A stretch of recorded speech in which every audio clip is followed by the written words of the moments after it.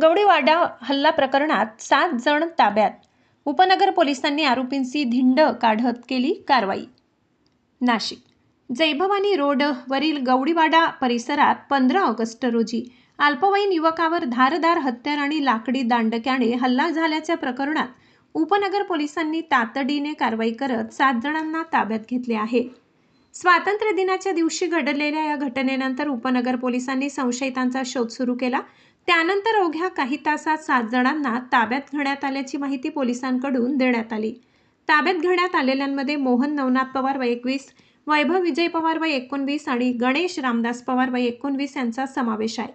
शिवाय 4 जण विधी संघर्षित बालक असून हे सर्व रोकडोबावाडी येथील रहिवासी असल्याची माहिती पोलिसांनी दिली आहे.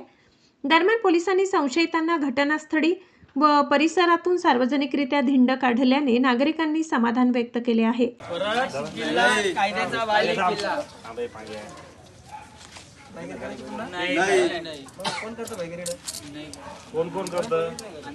वाडीतले सगळे लोक आपापले पोराला सांभाळून ठेवा. या हाल होती मग नंतर सर्वांसाठी पोरांची अशी हाल होती नंतर बघा.